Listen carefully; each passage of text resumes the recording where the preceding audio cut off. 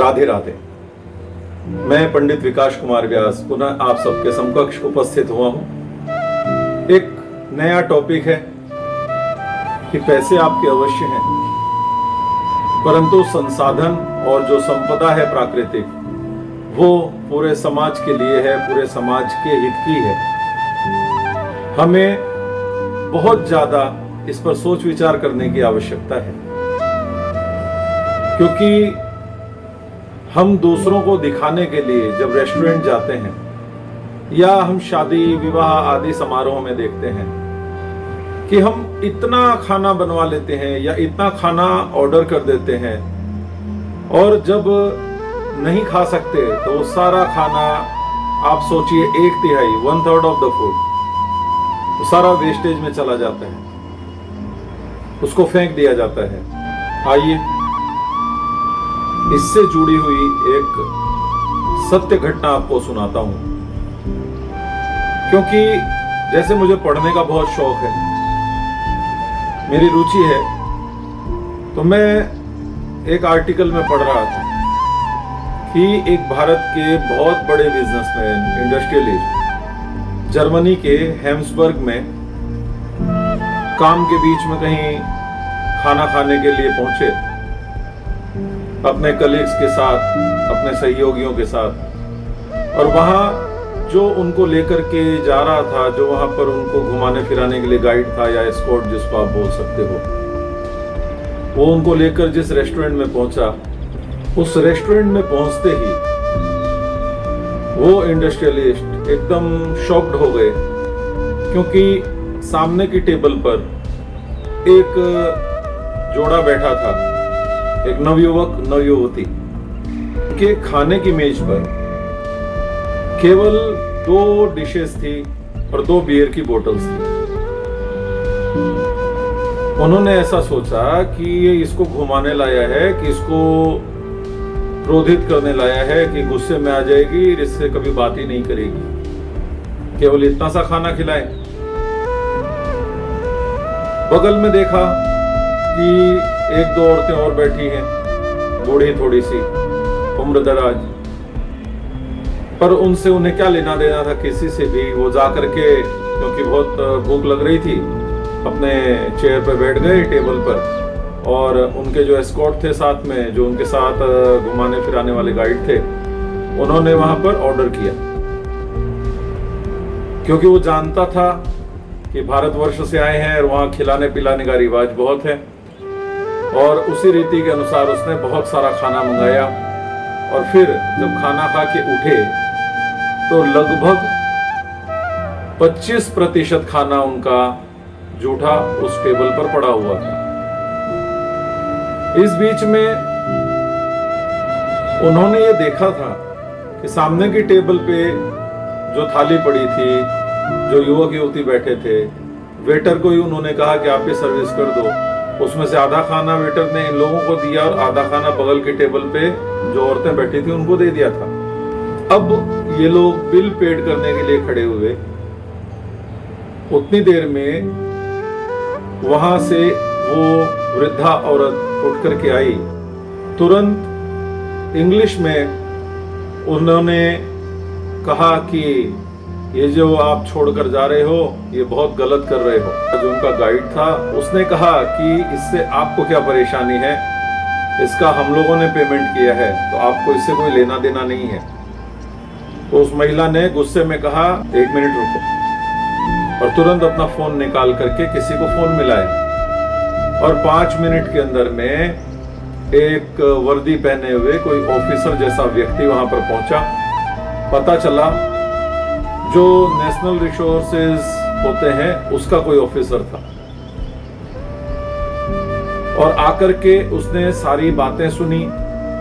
बातें सुनकर फिर वो इन लोगों की तरफ देखा और आकर उनके पास कहा कि हम 50 यूरो का फाइन करते हैं। ये सब हुक्के बक्के रह गए, अरे 50 यूरो का फाइन, बहुत बड़ी बात हो गई। और किस बात का फाइन, हमने कोई गलती नहीं की। तो उसने कहा कि पैसे आपके हैं, हम लोग ये सब मानते हैं, परंतु संसाधन और जो संपदा है प्राकृतिक, वो समाज के हित के लिए है, समाज की संपदा है, आप उसको वेस्ट नहीं कर सकते। और अगर ये 50 यूरो का फाइन आपको नहीं चाहिए तो आप लोग वापस बैठिए और फिर बैठ करके ये पूरा खाना आप लोग खा लीजिए। वो जो इंडस्ट्रियलिस्ट थे उनको इतना अच्छा लगा ये सुनकर कि एक बहुत बड़ी सीख आज मुझे मिली है। खैर वापिस इतना खा तो नहीं सकते थे सब, 50 यूरो का उन्होंने फाइन भरा और उन्होंने इसको एक्नॉलेज करते हुए, स्वीकार करते हुए इसको लिखा, छुपाया नहीं अपनी गलती को, क्योंकि शिक्षा मिली और उन्होंने हम सबको इसको शेयर करके शिक्षा दी।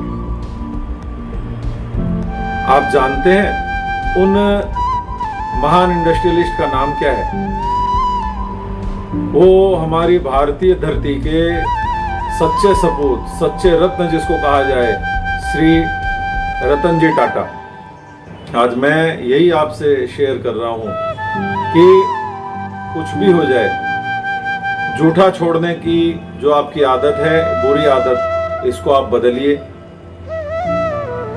और समाज में कोई भी देश जो है वो ऐसे ही महान नहीं बनता।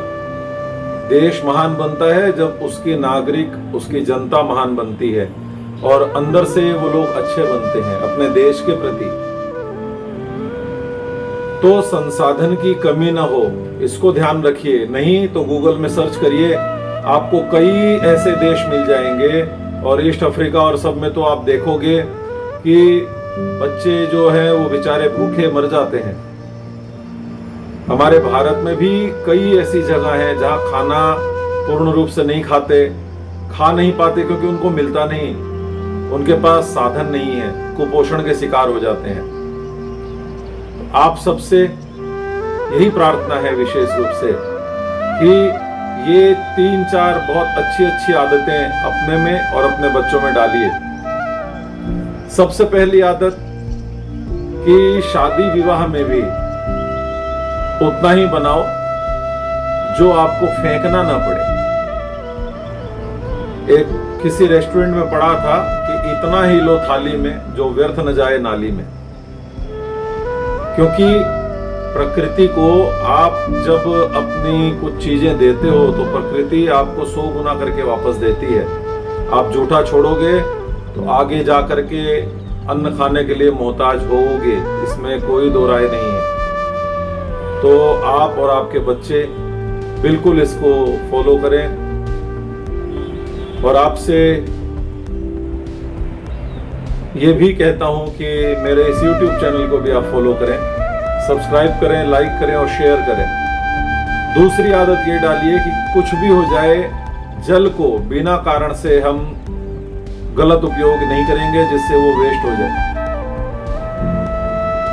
जल ही जीवन है, इसीलिए जल अमृत है, उसको भी वेस्ट न करें। तीसरी आदत ये डालिए कि जब आप अपने कमरे से बाहर निकलते हैं तो बिजली का ध्यान रखते हुए कि बिजली भी बर्बाद न हो, आप स्विच बंद करके जाइए सब चीजों का, ताकि इलेक्ट्रिसिटी जो है उसकी भी रक्षा हो सके।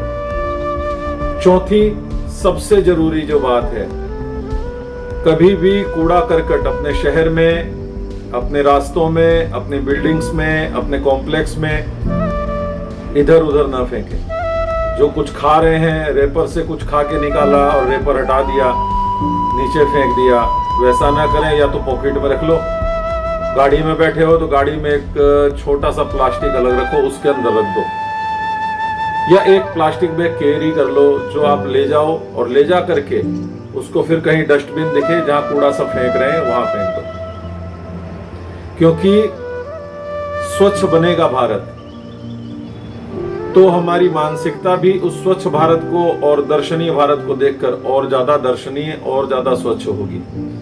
हमारा शहर, हमारे गांव, हमारे मकान, हमारा मोहल्ला, हमारा कमरा अगर स्वच्छ रहेगा तो बीमारी भी नहीं होगी और सब सुंदरताएं सब जगह दिखेगी। इसका ध्यान रखिए, क्योंकि आप जो प्रकृति को देते हैं, जो आप समाज को देते हैं, वो आपको 10 गुना होके या 100 गुना होकर वापस मिलेगा। जितना प्रेम आप बांटोगे उतना प्रेम मिलेगा, जितनी स्वच्छता रखोगे उतनी स्वच्छता चारों तरफ मिलेगी। हो सकता है ये मेरे अगले वीडियो का टॉपिक हो। इसी के साथ सभी को राधे राधे।